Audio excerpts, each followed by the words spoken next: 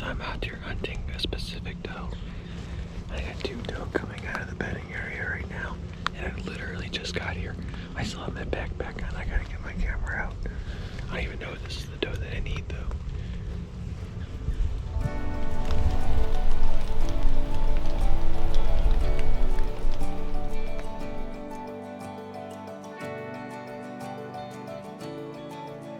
Hey everybody, welcome back to another Field to Food hunt video. I just want to take a second and give a big thank you to everybody who has supported us in 2023. It has been an incredible year, so thank you to everyone who has been a part of it. Now, if you've been following along for the past 3 years, you know that we travel hunt a lot. However, there is one specific property that pops up in our videos quite often. It's a permission property. We don't own it, but we've had permission on this property for over a decade, and we've been practicing quality deer management. And when practicing quality deer management, you do have to be specific on when and which doe to take. So for years now, there's been one doe in particular that has been very patternable and very consistent. However, in 2023, we noticed over the summer that she started to change patterns. Not completely, but she was making the change. And part of that might be she wised up to our hunting pressure. Part of it might be a different food source for her. I speculated that she was getting old enough that her teeth were actually getting sensitive to eating corn, which is normally planted on this property. Now, prior to this hunt, I didn't know if that was true or not, but it was an educated guess. And one of the things about this doe is that she was very theatrical whenever she would catch a human scent. She would snort, she would blow, and she would make a big deal out of it. Hence, we gave her the name Old Blows a Lot. And as much as she was kind of a pain to have around because of her theatrics, she was trusted amongst the deer herd. We noticed that if she was in the area, the deer were calm if she was calm, and she would often bring mature bucks during the rut. And due to her pattern change in 2023, we felt it was time to finally harvest her. Now, this was a tough decision. Taking a mature doe off of a property that you manage can have negative effects. However, because of her pattern change, we felt that this was going to be a continuing trend and she needed to go. So by rolling the dice and making the decision to hunt her, we're leaving it up to other doe to take her spot in this bedding area and in the pecking order amongst the herd. The doe that takes her spot in the hierarchy may not have a huntable pattern for us. However, we know for a fact that this doe's pattern was no longer going to be huntable. And she was easy to identify because she was darker than most deer in the area, and she often fawned twins. This year she had twin button bucks, and on the first evening of this hunt I saw both of them. However, she didn't come out. Now, the next day I figured she was in that bedding area, and here's what happened. Well, it's the Saturday of Ohio gun season. I was just a little late getting in this morning and accidentally bumped a couple deer. It was still dark, so I couldn't shoot anyways, but I wanted to be set up by 6:30. I got in the woods probably about 10 minutes before 7, so oops. It's wet, it's warm, it's 50 degrees right now.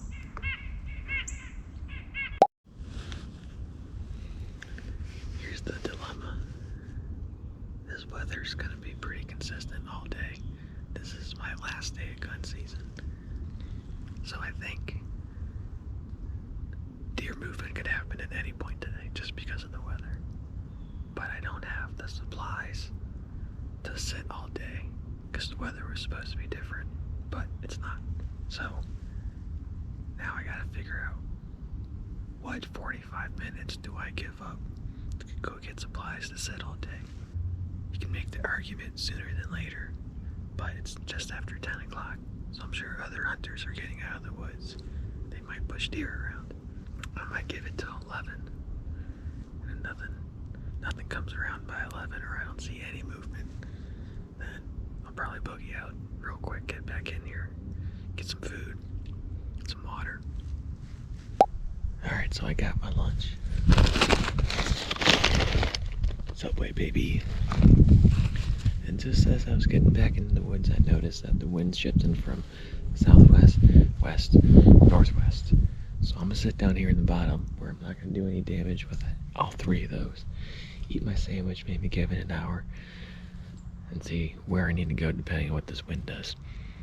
And the deer are on their feet because right when I sat down here, before I even got the camera out, Spike right up behind me. Spooked because he caught my wind, but I wasn't gonna shoot a Spike today anyway, so see you later. It's the quiet rapper.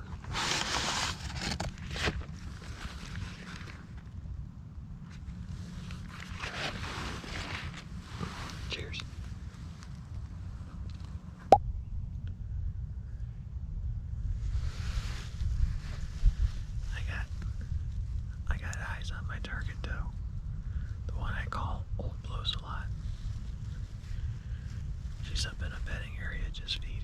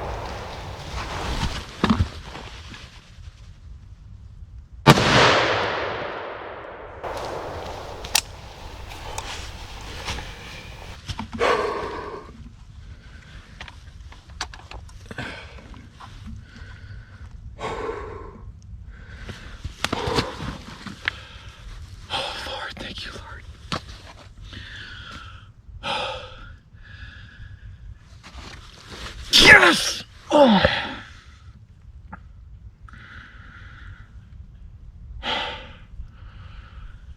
I have such a history with this doe. And her yearling busted me. I just had a frontal shot. I know it's not on camera great, but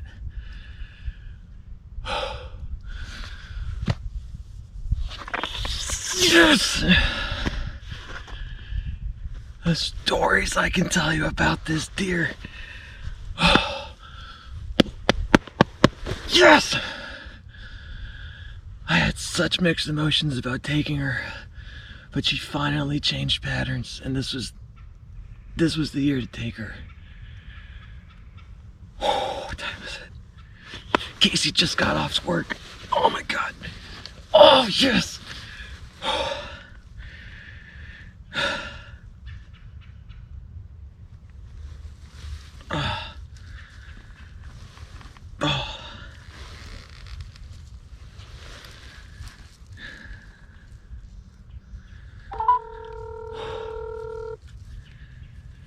I just shot Old Blows a Lot. Really? Yeah. Oh, heck yeah. You want me to come out? Oh yeah, we're getting photos of this one. The camera bag's in my hunting room. Okay, I'll go home and then I'll come out. Okay. Okay, love you. Love you. Bye.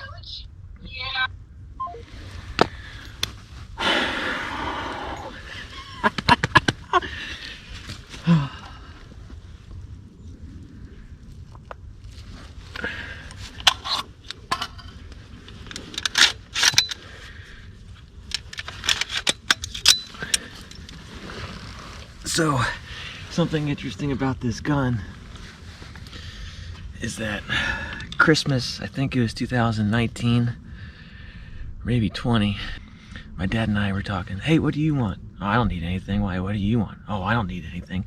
We're dudes, we buy everything that we need.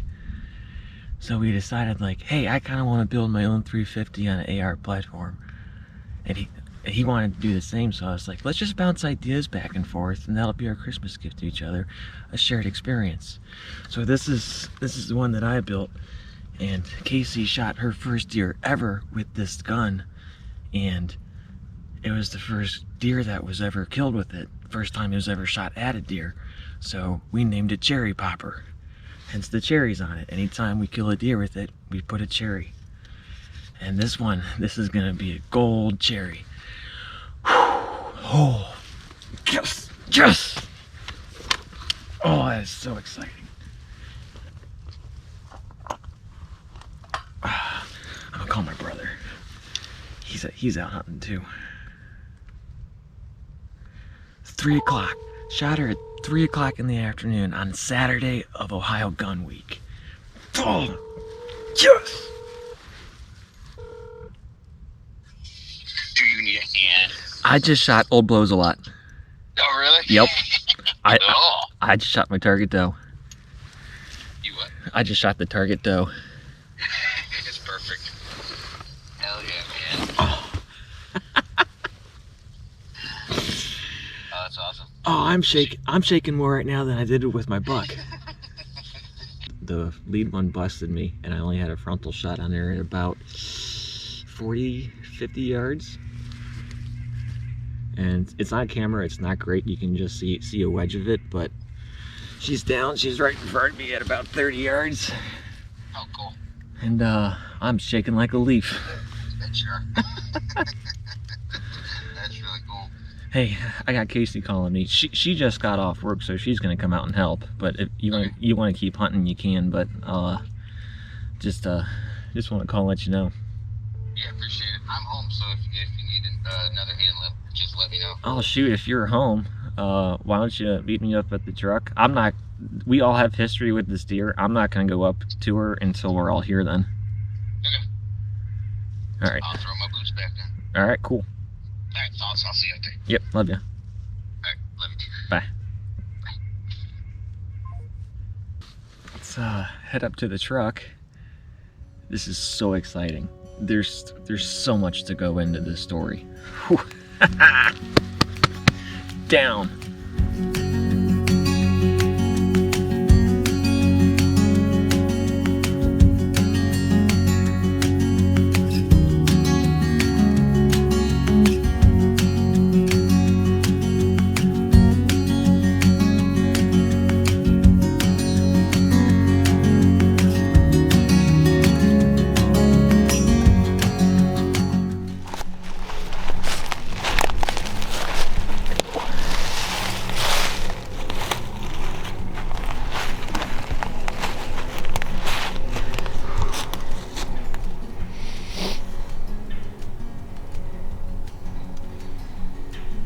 Whew, I feel more emotional about that than I do a buck. Yeah. Relationship was built with her.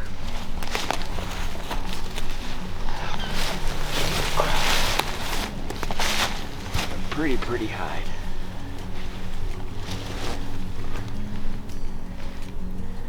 Where's your shot? I don't know. But my first one, Right there. Oh. yeah, my first one I was aiming for the brisket. I took a follow-up shot just because I had such a small window, because from pretty much her midline neck up, I actually couldn't see. Oh, that's a big doe. Does she have teeth? Huh? Does she have teeth? I didn't know that until you said that about next year the other day. Oh, she's got teeth. Not sure on the wear on them.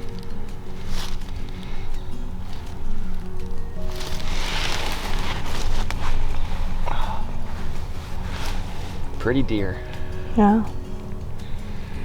What's your history with this deer? She was young, right as the kids were born. When my hunting slowed down, she was young.